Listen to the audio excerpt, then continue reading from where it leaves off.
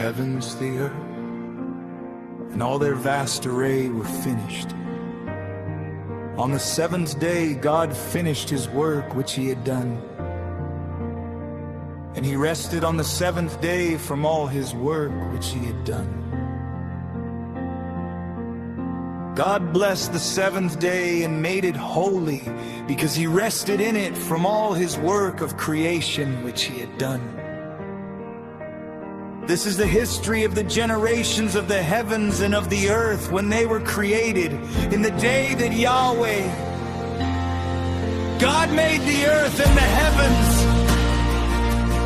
No plant of the field was yet in the earth, and no herb of the field had yet sprung up.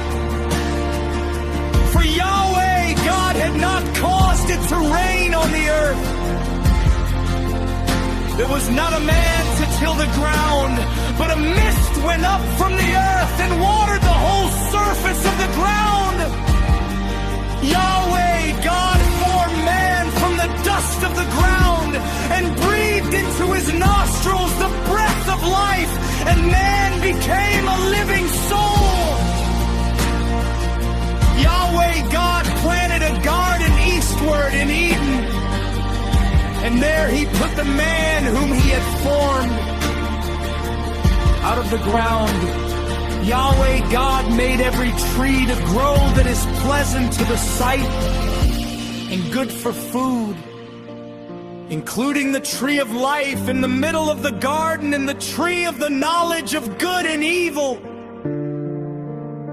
A river went out of Eden to water the garden, and from there it was parted and became the source of 4 rivers. The name of the first is Pishon. It flows through the whole land of Havilah, where there is gold. And the gold of that land is good bdellium, and onyx stone are also there.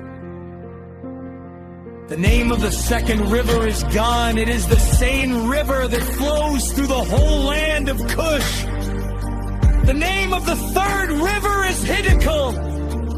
This is the one which flows in front of Assyria. The fourth river is the Euphrates. Yahweh God took the man and put him in that Garden of Eden to cultivate and keep it.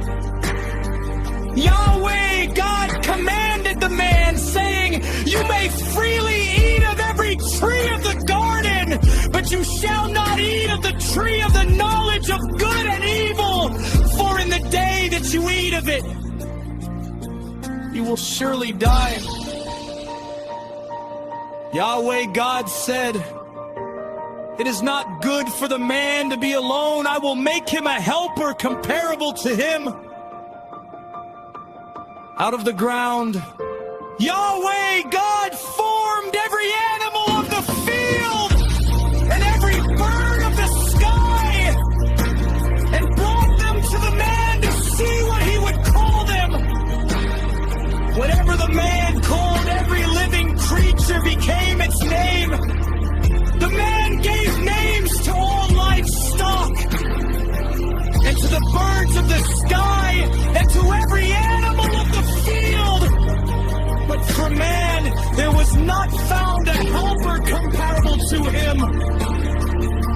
Yahweh God caused the man to fall into a deep sleep. As the man slept, he took one of his ribs and closed up the flesh in its place. Yahweh God made a woman from the rib which he had taken from the man and brought her to the man. The man said, "This is now bone of my bones and flesh of my flesh. She will be called woman because she was taken out of man.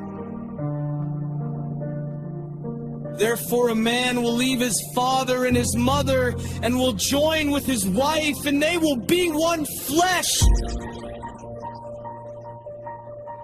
The man and his wife were both naked, and they were not ashamed.